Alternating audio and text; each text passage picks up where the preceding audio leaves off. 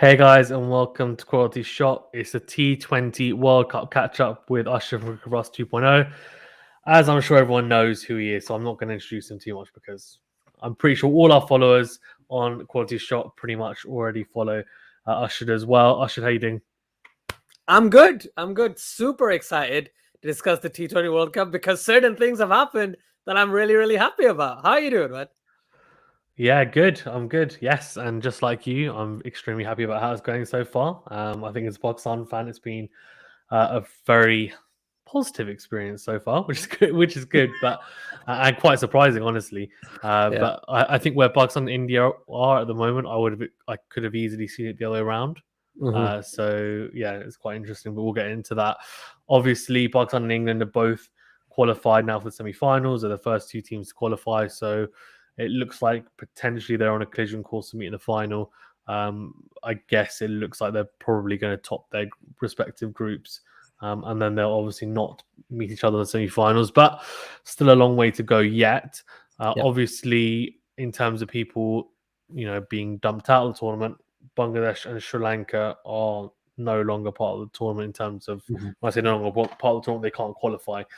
So it's mathematically impossible now for them to qualify, which is a bit of a disappointment because they obviously came through the qualifiers. Mm-hmm. Sri Lanka had a couple of very close match. Well, they had a very close match against South Africa. They won that. If they'd won that match, they'd be on 4 points right now. And you never know. And then against England, I think it was yesterday. Yes, they lost and Butler hit a fantastic 100, but it was a lot closer, I think, than people thought. Yeah. I thought, they got a couple of wickets and kind of catches going to hand, and you never know, they could have potentially nicked that one. So, especially batting second as well. And then Pakistan obviously qualified today, beating Namibia, which was they're unbeaten alongside England as well. What do you think in terms of, are you surprised Pakistan and England are the first two teams to qualify? Yeah. First of all, Yeah. I thought England was going to qualify easy. As you know, England was 100% going to qualify.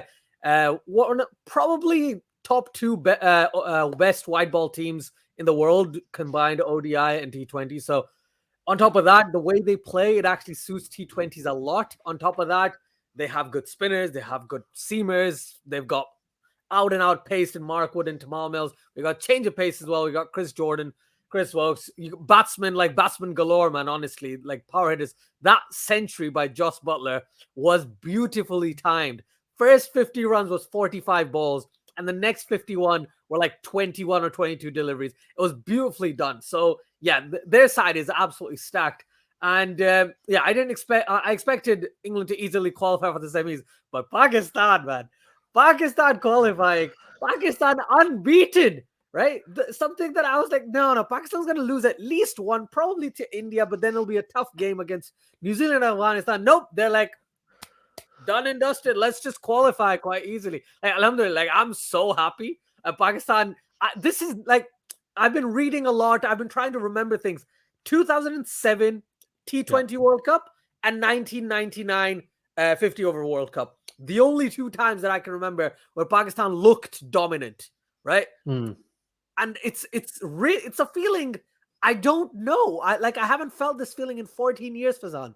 So I genuinely don't know what I'm supposed to do. So I'm just happy. Like, things are clicking. Things are clicking for a team that prior to the World Cup starting, it was like, yeah, everything's in disarray. That always happens. But the way they played against India, the way they bowled Shaheen Afridi in that first over, everyone, barring two players, I want to say something, right? Barring two players, the rest of the 9 are playing fantastically well. So one player, Hassan Ali, unfortunately, he's not had the best time of it. I think today was he his bowled best. well though today. Today, Out of the 4 games, thumbs out of the ground. Yeah. So I'm hoping he will get back into it. I was just listening to a couple of other like cricket podcasts, and they were like, Hassan Ali just looks a little apprehensive when he's coming to the ball. He's not following through completely as he was like a few months ago. So let's hope there's no niggle, no anything like that. And in terms of the batting, do you know what? I got to say, Fakhar Zaman scored 30 of 25 in one innings, but he's just looked. Today was a fantastic catch by Green. going in the opposite direction. But overall, I think Fakhar Zaman so far hasn't been outstanding. Hasn't had chances, has he? Yeah, hasn't had chances, has he? Really? I mean, because Barbara and Rizwan have taken the game so deep.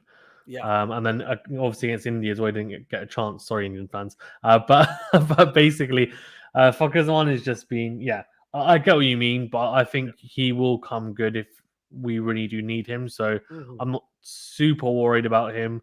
Hopefully he does, do the business. But you're right, he scored in one of them. So let's see. I mean, obviously we haven't really need to get too deep into the batting lineup, and we've got to talk about someone who I know both of us have been completely wrong about the whole T20 World Cup. But it's not Haris Rauf, although Haris Rauf has done very well, to be fair. 95 miles per hour, just going to put that out there.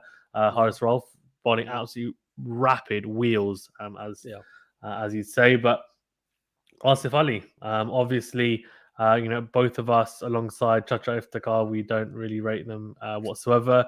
And Asif Ali is just completely proven us wrong. And we said the one vital position that Pakistan didn't have before this T20 World Cup was a finisher. And we didn't think that he'd be able to fill that role. I think we would have all said, well, me and you would have said he shouldn't have been in the squad. And also we would have picked probably Safraz, Haider Ali, whoever else kind of in front of him. He's been picked and he's pretty much won us 2 games, honestly. Against New Zealand, obviously it was him and Shoaib Malik, but he played a vital role in that. And then the one against Afghanistan, which I was watching live in the watch on, I just went absolutely ballistic with Verdi watching it, and 24 and 1 over. And it was, it was not an easy win. And we could have easily lost the New Zealand and Afghanistan game. And to be honest with you, the difference was Asif Ali.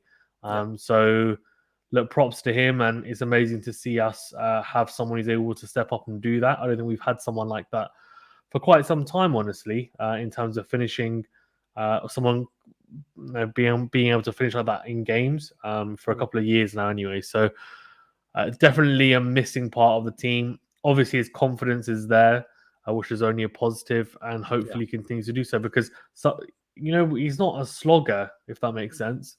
He can play. He plays proper shots like down the ground. He hit 6 over extra cover. These are just strong shots of his, and it's really impressive to see. Your thoughts? I love being proven wrong sometimes, Fazan, and this is one of the best times to be proven wrong. He's shown me and you exactly why, and I can't believe I'm saying this, Misbah-ul-Haq had faith in him, why Dean Jones had faith in him, in PSL cricket, right? In domestic cricket, in international cricket. We're seeing the fruits of all the hard work that's been put behind him, right? The confidence he's been given. Now, people keep comparing Asif Ali and Hardik Pandya in terms of, Hardik Pandya doesn't perform, but India sticks with him. And then he eventually comes good. Pakistan stuck with this guy for 30 or 29, 30 innings, or at least 30 matches, right? And he did absolutely naff all, right? He had one good innings, and that was it. And now in the T20 World Cup, when it actually mattered, he scored runs. And if he can keep doing this, again, I made a bold statement. I said, if he can get 3, if he can win Pakistan 3 games, I'll be happy. He's won us 2 already. 2 games that genuinely, if he wasn't in the side, I don't think Pakistan could have won those games. No, we wouldn't have won. We wouldn't have won, 100%. Exactly. So the way he's incorporated into the side now at number 6, maybe even sometimes at number 7, but he has that designated role. You're only going to come in the last 4 overs or last 5 overs. That's it. Anything before that, you ain't coming in. And I think that's the right approach with someone like Asif Ali. So Asif Ali, fantastic, belligerent hitting, and we both went crazy in that over by Kareem Jannat, man. I was like, 6, okay, dot 6. What just happened? What Pakistan's already crazy. 6.6.66. I mean, it was unbelievable. And Kareem Jannat, I felt really bad for him because he actually bowled really well throughout the rest of the match, and then he just got absolutely spanked everywhere to all corners of the stadium, and it was just, I was going absolutely ballistic. I had actually 3 other mates watching with me as well in here, and we just couldn't believe it. And I think it was like, oh no, Pakistan have left it too late, and the run rate stuff, I think we need like 11 and over, and they were bowling well, and you're like, oh no, and then Asif Ali comes in, and you're like, oh okay, surely he's not going to do it again, and he just went he told, then he censured our back, and I was having a go. And I was like, "What are you doing? You're not taking a single. Well, we need the runs." And then he just steps up and did it. And I said, "Okay, well, keep on proving me wrong. I'm just going to shut up now. I'm not going to say anything bad about Asif Ali ever again." But yeah, so he has been phenomenal. So yeah, long may that continue if we need him. Who knows? Maybe we can just win it by 10 wickets against India, which very, very briefly. I won't talk to you about that too much. In fact, I'll probably just sum it up. And I'm obviously breaking the duck with India, which was, I think, a big step. I think that definitely gave us momentum. And if you have got one or two ways, we could have either taken that momentum and gone how we have gone here, or we could have got carried away and then lost the next game. So New Zealand as well. And I think a lot of people would have thought that, including myself, that we could have potentially easily lost against India and New Zealand, who I actually had as probably the two best teams going into the tournament in terms of quality anyway. So interesting there. I guess talking about India then, I mean, how surprising has it been, the fact that obviously they lost to Pakistan, they now lost to New Zealand? I mean, it's no shame losing to two top sides, to be fair. But I think India coming into it, a lot of people would have said they're the favourites. I think I didn't have them as the favourites, but they definitely are one of the favourites, or were one of the favourites. A lot of people said they were the favourites, considering a lot of the players have just played in the UAE as well, so playing in similar conditions, well, the same conditions in the IPL, and they've got, I mean, strength and depth galore. I mean, obviously, Hardik Pandya's comment about saying that the second and third string side could win any ICC tournament has now come back to bite him in the butt. But apart from that, I'm not saying that because, I'm Pakistan. I'm just saying that, that's why people need to be careful what they say, right? Because obviously, I can see why he said that, because India have got a huge array of talent. So, and obviously they do, no doubt. But when it comes to these big tournaments, and the fact that I think obviously under Kohli's captaincy, they haven't won an ICC tournament yet, which is surprising to say the least. Since what was it, 2013? 2013. The Champions Trophy, I think. Yes, correct. 2013. So that's a long time, right? Considering how kind of dominant they've been in bilateral series, in the Test arena, etc. as well. So yeah, I think that's been really, really surprising. I'm not going to, as I said, I don't want to talk too much about Pakistan, but the New Zealand loss. What do you think about that? And they changed the batting order as well at top, and it was all very they got cleaned up early doors. That was 112, 120, 110, 110. Yeah. And then New Zealand obviously just knocked it off like it was nothing. I mean, So if you think of it this way, it reminded me of the World Test Championship final. On the last day when New Zealand with Williamson and Taylor, I think it was, they literally walked it, and that's how it felt when they were when New Zealand were batting. Now, you could talk about team selection, you talk about batting orders, you could look at all that stuff. But the big thing that I took away from what Virat Kohli said, as soon as they went out to play, as soon as they went out to bat, they were not aggressive enough. They were too scared. They were afraid of taking risks. That's where they lost the game. Because genuinely, what were they, like 40 something for 3 in 10 overs, right? This is yes, power play, I understand. Because even today, I think Pakistan was 29 for 0 after the power play. So if you're batting first, unless you're Afghanistan, right, you're going to have a slow power play. That's normal. But, if you lose wickets, that's going to be crucial. And India lost 4 wickets, lost 3 wickets in the power play, or at least in the first 10 in both scenarios. It's just not been the best show from them. Now, bringing in Ishan Kishan is a power move, right?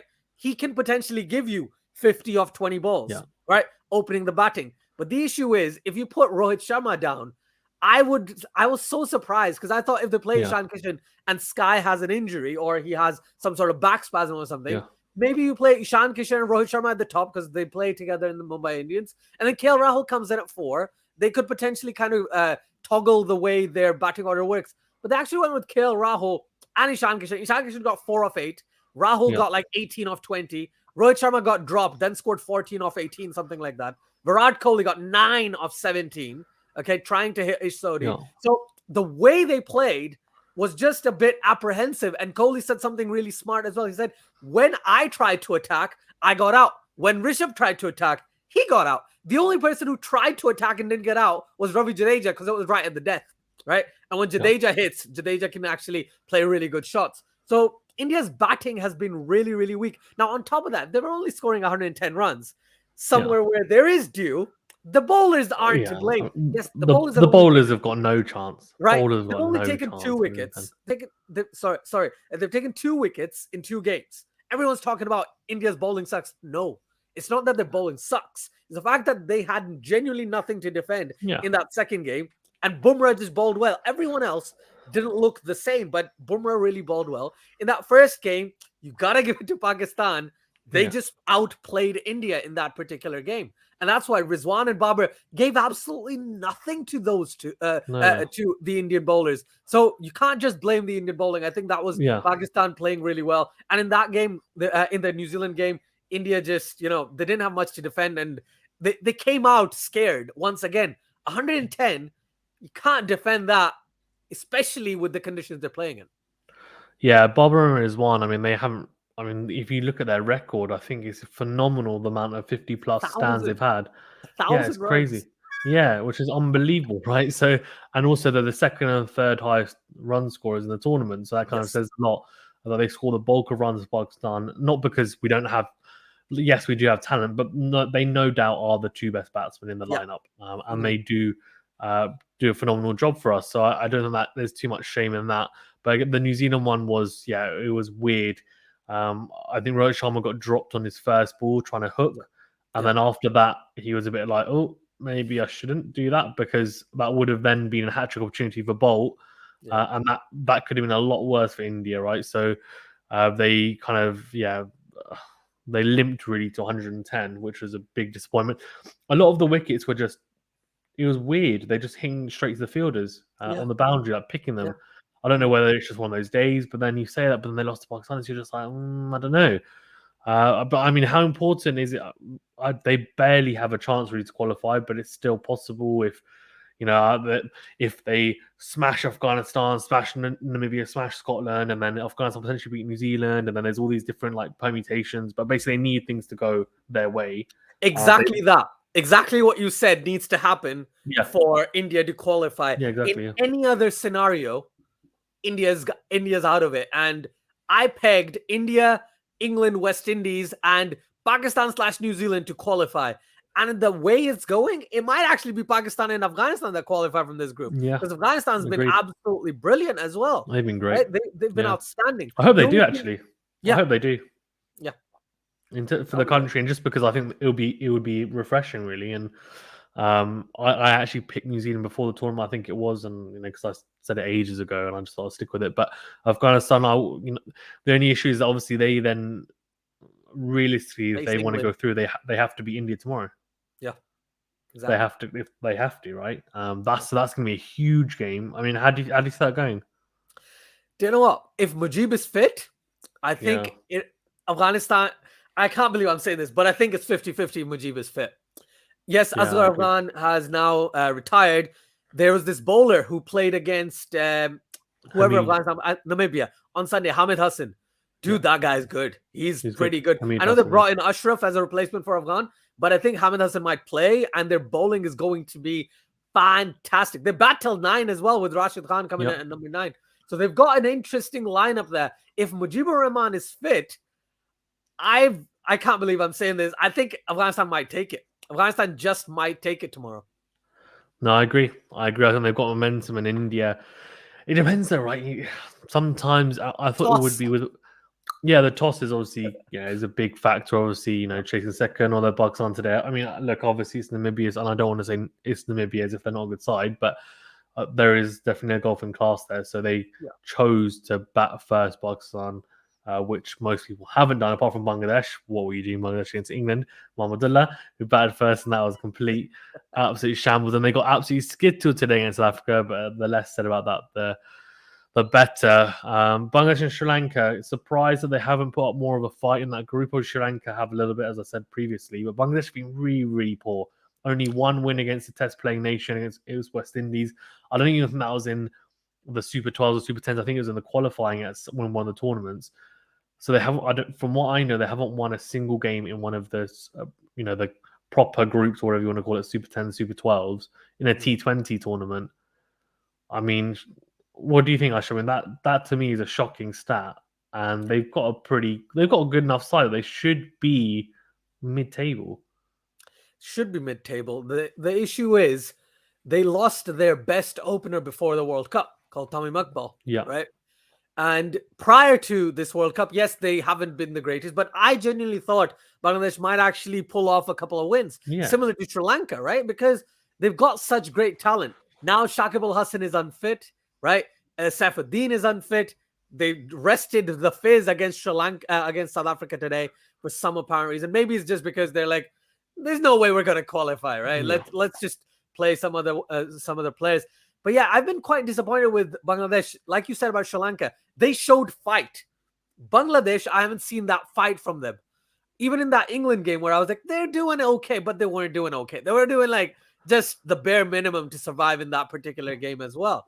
So yeah, they've both been quite disappointing. Just a question for Azan, which team did you pick in your, in your cap? Which teams were it? Bangladesh, Sri Lanka, who are now, Okay, they're just not thought going I'd check. through. So. Just thought I'd ask. Yeah, shocking. But yeah, That's Sri why I've Lanka been has rooting for shown Sri some Lanka so fight. much. But Sri Lanka's shown fight. That's the thing. They could have easily won They the have, game yeah. against South Africa. Oh, And 100%. if Jason Roy and Billings didn't do that catching, amazing fielding at the boundary, Hasaranga might have taken it all the way. So Yeah, agreed. Sri Lanka have shown really good fight. But again, I wasn't surprised about both of them being basically kicked out. Didn't expect much from them, to be honest. I didn't expect much from Namibia or Scotland either. But the way Sri Lanka's played, it tells you the difference in class between the two teams. I think Sri Lanka is far, like, they've got a young bunch of people, a young bunch of players who are performing well. On top of that, dude, they've got pace. They've got Kumara and Shamira bowling 93 miles an hour. Well, the Kumara keeps on getting slapped in really important But the thing is, if they're preparing for Australia, right, they need pace. They'll be good in Australia. Yeah. They'll be really good. Over the next year, they just need to get their line and lengths right. But otherwise, in terms of pace, they've got that. Batting-wise, they've got Asalanka. They've got... He looks so good, Nisanka. They've got Avishka Fernando. They freaking have Wanindu Hasaranga, your boy, right? Yeah, so they've got a lot of good players in their side. It's just the fact they've faced teams that are just genuinely better than them. So therefore, they've lost. No, agreed. I think they're probably missing one player. Avishka Fernando, I'm not a fan of him. To be honest with you, I think that it's just how many chances do you get? But anyway, I think they're probably short one or two good players to then be, a top team. It's interesting you said the gulf between Sri Lanka and Bangladesh, and I actually think on paper Bangladesh, if you look at their team, they've got talent in there, but they're just, I don't know what's wrong with them. As in, like, just what are you doing? What's going on? I like genuinely, like I don't understand it. So it's very, very strange. I'm not sure. Did you know? And you probably know this, but when Shakib Al Hasan plays well, Bangladesh wins. If he doesn't or he isn't there, right? They can't win a game. And Shakib Al Hasan, I agree. The last few T20 games they've actually won, he's been the player of the match. And when it's just the way that Bangladesh is working at the moment is the fact that everything is banking on Shakib Al Hasan. Even if everyone plays well, the end result is they've just missed it by this much. And if Shakib performs, Bangladesh performs. That's a trend I've seen for years, but it's more evident now than it's been ever. Agreed. Yeah, they're very, very reliant on him. So that could be part of the reason. Well, a contributing factor, no doubt, I would imagine. And West Indies, I mean, a fall from grace, the reigning champions. I mean, what has gone on? They're 55 all out, just absolute carnage against England. I mean, the win eventually against Bangladesh, and then they had that match against South Africa where really they could have potentially won that, but didn't quite do well enough. Now they see themselves in a very precarious position where really they have to win all the rest of their games and hope that potentially, well, I don't know, to be honest with you, that.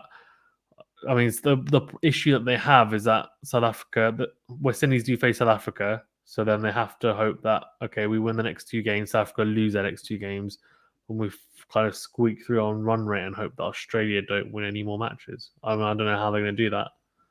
The thing is, right, Australia got hammered by England, so maybe confidence, all that stuff. But India and West Indies are both in a very, very similar position. Yeah. I expected both of them to reach the final. So those were my two teams that I thought, oh, they're more likely than not they'll get to the final.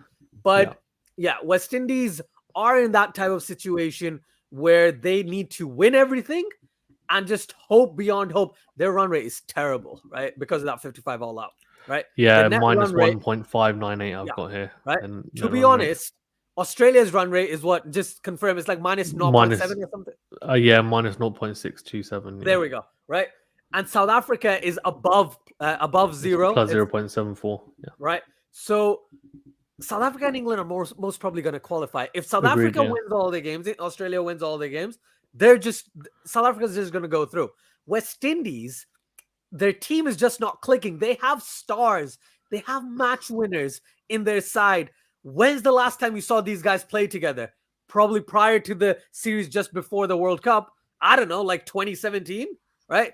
Gale hasn't played in ages, right? Bravo hadn't played until quite recently. Yeah. They lost Oban McCoy quite early in this tournament, which was unfortunate. But thankfully, that brought in Jason Holder. I don't know why Jason Holder wasn't in the main 11. Told you, yeah. Initially, I've said there's so many discussions about why he wasn't even the starting 11. And then as soon as he came in, I think he hit. His record sucks. But look at that. As soon as he came in, what was it? 15 off 6 with a bat. And then he picked up, I think it was a couple of wickets. Hardly went for anything. And I was like, what are you guys doing? Like, he should have been in there from the start. Yeah, and then in terms of their spinners, they've got Akil Hussain, they've got Roston Chase, they've got Hayden Walsh Jr. A lot of these players can win you the game.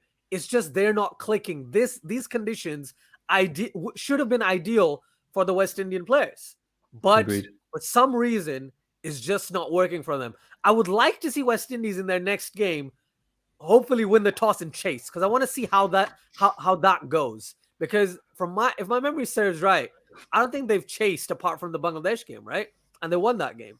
So barring that particular game, they didn't even chase. They didn't chase in that game. Did Bangladesh chase? Yeah. Oh, okay. Right. Okay, there we go. Total, yeah. So West Indies didn't chase. Haven't chased yet. And they definitely, if they do, one, they've got more of a chance of winning. But on top of that, we'll see the actual West Indies that we've been waiting for. That flair that they have. The Pakistan nature, right? People always say, and I agree with them. Pakistan and West Indies are literally like brothers. They play very inconsistent, but very good cricket on their day. So West Indies definitely could come back into it, but it's going to be tough. It's going to be really tough, and I'm surprised as anything. Like, I'm just shocked that Australia played so well. Like, no one was counting Australia. Australia just comes in apart from England, right? Australia has looked really strong as well. That game against South Africa, that was a tough game for both teams. But yeah, Australia's looking good too. I don't know if Australia looking good. I'll tell you why. Because that game against South Africa, I think, is misleading. I think because their bowling is always good. As in, they've just got class bowlers in all formats. The pitch was terrible, man. The pitch is terrible. One and two, they've got quality bowlers just in general. Like they have in all formats. And Cummins, Stark, Hazelwood, like they're good in all formats. They've just got gun bowlers. And Zampa's really good in the T20 stuff. So they've got a good bowling attack. And then the batting, like they struggled so much in that chase against South Africa. I'm telling you, Asjad, I was watching it. I did the watch along. Stoinis, like he came in and he did the business, but I tell you what, before that, they looked like they were going to get. They looked like it was going to be Justin Langer's head on a spike, basically. After that match, I'm not joking. And then the Sri Lanka win, okay, fine. But then we've said there's a bit of a kind of a gap, kind of there.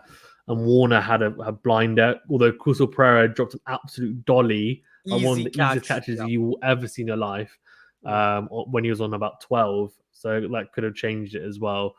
And the other team, he's gone, and then you never know what goes on there. But and then England, they got absolutely thrashed. And I think I said before the tournament they will be lucky to make the semi-finals. I don't think they will. South Africa will.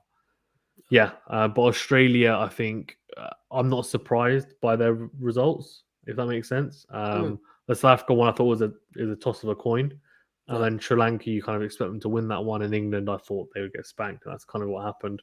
Do you know what? I personally expected Australia to lose everything. That's why, because I Oh, thought, really? yeah, because I didn't expect them to win against South Africa. I was like, Sri Lanka spinning tracks. They got hammered by Bangladesh with spinning tracks. Maybe they Yeah. lose to Sri Lanka as well. But one thing you mentioned there about Stoinis and Wade, right? Yeah. They came in and won them the game. They did exactly what Asif Ali did for Pakistan against Afghanistan.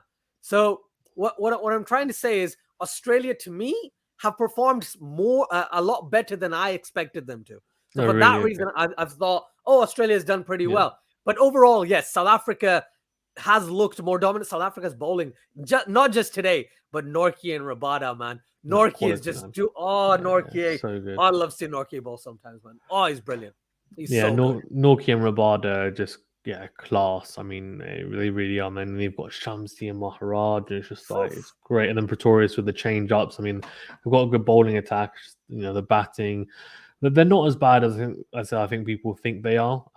But people, it's funny, like, you know, people are saying, I think the only reason why this is now the group, no, it was called the group of death because of Sri Lanka and Bangladesh going into there. But really, apart from like Bangladesh have done nothing. I mean, they've been as bad as Scotland at the moment.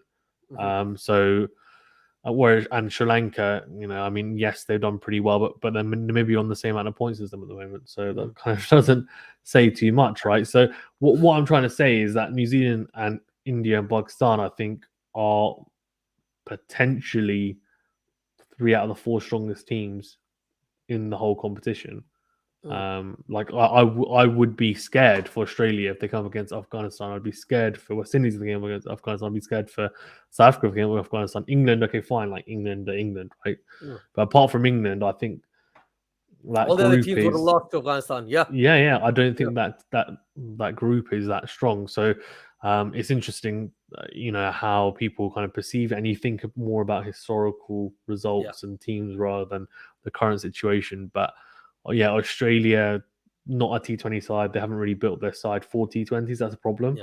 And they have never really had any significance, as the Grey Cricketer boys say. Like in Australia, they don't even care about T20 World Cup. They're just thinking about it's the not Ashes. on TV. You have to get on cable, right? Exactly. It's not even on TV. It's not on TV. People don't even bother watching it. Like people are just talking about the Ashes, and you know, it's just like, oh, you know, it's not important. But it's not important because they're not good at it. That's the truth. Like, let's be honest. So, and it's because they've never given much importance to it, and they're kind of way behind the 8 ball. Whereas England are the complete opposite, and they've invested in it, and it's definitely showing. So yeah. To finish up on then, just a couple of things. First of all, I mean, in terms of kind of performers, obviously Butler, I mean, how good has he been? He's been extremely impressive. The 2 knocks, one against Australia and then one against Sri Lanka, the 100 yesterday as well. I think it was yesterday, which is really, really impressive. And he's looked in phenomenal form. Rizwan, obviously, and Bob Razem, as I said, in second and third in terms of amount of runs scored. It's interesting. I think it was actually I forgot his name. West Indies correspondent on Twitter, Nikhil. Yes, Nikhil said that it seems like the players that are test batsmen or all format players in terms of batting wise have done very well in this T20 World Cup. I saw that today. And he said, "Is that a coincidence?" And I replied and I said, "I don't think it is. I just said I think it's a case of the conditions are very different, and if you think about any player that has to play all 3 formats, they have to be adaptable. Exactly. Right, and if you're able to adapt to then coming into this World Cup where it's lower scoring, they're slow, they're quite difficult to bat on. You're able to play." 1, you're able to adapt to conditions better, but 2, if you're playing Test cricket, then your defense is a lot stronger than most of the T20 players who look to just go ultra aggressive, and you play more traditional shots, and that can help. Butler is kind of a little bit of an anomaly because he kind of hits very strangely, but his head is always still. That's the most important thing. But he plays a lot of Test cricket, and Mohammed and Bob Razem also do as well. So I want to get your thoughts on that. And are you surprised about those 3 kind of being the top run scorers? Personally, yeah, I'm surprised. I expected at least 1 Indian being there and 1 West Indian being there prior to the World Cup. But because of the way they've played, and on top of that, the fact that, you know, the teams haven't done well. They've struggled when they've batted. In hindsight, yeah, it makes sense why Joss is up there, why Rizwan's there, Babar's there, because those guys have been performing well, winning their teams matches, right? That Butler 71 was outstanding hitting. It was like showing Australia, you used to do this to us 15 years ago, 20 years ago, right? This is how it's actually done, right? Glenn Maxwell, IPL, UAE leg, had a fantastic time of it, right? However, he hasn't had the best time of it in the T20 World Cup. Comparing the IPL and comparing the T20 World Cup has not been as comparable as initially expected. There have been certain statements to say IPL is better than T20 World Cup. I do not agree with this, right? So I just thought I'd just mention it. It's funny. Cup, It's funny.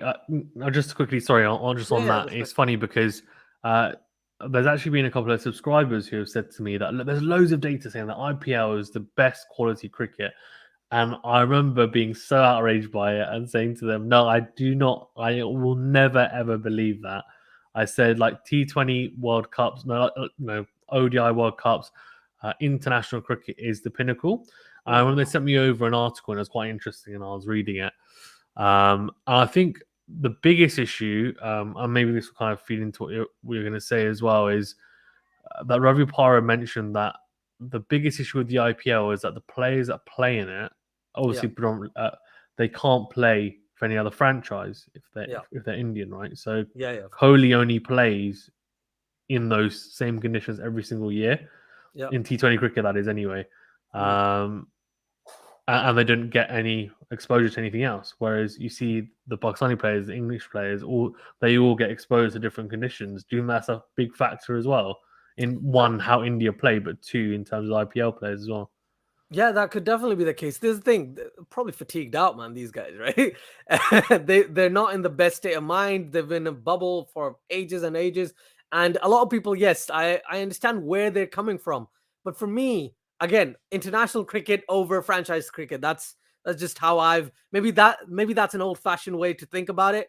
But international cricket over franchise cricket any day, even if it is the IPL, right? IPL still doesn't have all the players from around the world, right? That's, to me, that's why it can't be the best T20 league in the world, because the World Cup is the best T20 league, or the T20 World Cup is the best T20 league. So yeah, those are my thoughts on that. But what I was trying to get at was the fact that I just didn't expect this type of performance from certain players in the T20 World Cup. Now, Joss, Rizwan, Babar, they've performed well, and because of their teams doing well, they've kept scoring runs, not getting out, all that good stuff. In terms of the bowling end, I just want to mention Hasaranga is the highest wicket taker in this tournament so far. Right. On top of that, we've seen Shaheen Afridi bowl well. We've seen Nortje bowl well. We've actually, surprisingly, Mitchell Starc has bowled well, but he's also been spanked. Right. Yeah, he's bowled okay. Pretorius, Trent Bolt as well. Southie bowls well in 3 overs, but apart from that, India, like he's Hazelwood, basically. Yeah, he's basically Hazelwood, just 10 miles slower. So I think I'm not too surprised by the bowling side, but with the batting, I was very surprised. Rashid Khan is doing well. Of course he is. Mujibur Rahman's doing well. Of course he is. Right? Spinner's doing well. It makes complete sense. But at the end of the day, I think the way certain players have played had made their teams win. And on the back of that, it's so easy to understand why those teams are winning. You know, a lot of the time the saying is batsmen win you matches, bowlers win you tournaments. But in this certain scenario, bowlers will win you tournaments. But so far, the batsmen are genuinely winning you the tournament, especially for England and Pakistan. Yeah, no, I agree. Yeah, my boy Hasaranga is just on 14 wickets as well, but he's played 7 matches because of qualifiers, to be fair, as well. But Shadab Khan's bowled really well as well. Surprise. I have to say. Who's surprising, that, right? Yeah, no, but genuinely, like, he's bowled very well. I've been extremely impressed, actually. Yeah, very economical. Imam Wasim as well has been good. So, no Mohammad Nawaz, who potentially could have played as well. So, interesting that those two have bowled well for us, and that's been, a big reason as to why we've done well. They've tied down batsmen in the middle overs, which has been really impressive. and Shadab Khan's picked up vital wickets at times. For example, Rishabh Pant in that India resurgence in that innings and match. So that was interesting. But yeah, I agree with you. I think Teakshan is a good find as well for Sri Lanka. Mystery spinner looks good. Chakravarti, I hadn't seen him because don't watch the IPL, but he looks quite interesting. I know he got a little bit of tap in the last game, but I'm sure India have still got 3 matches to go. So I'm sure we'll see more of him, and just to see how he bowls and whether he can pick up more wickets as well. And of course, yeah, Nortje, and it's been so good. And that's why I said, if you've got that, if you're Express, you will get purchased and you'll be able to get wickets in any conditions if you bowl the right lines and lengths. And Nortje is a shining example of that. But yeah, really, really impressive. And I think in terms of England, obviously they shared the wickets around and they're big on their matchups. And Moeen Ali picked up wickets and bowled really well the first 2 matches and didn't bowl a single over against Australia because they were so worried about Aaron Finch and his affinity to off spin, which was really funny to see. But obviously it paid off in the end.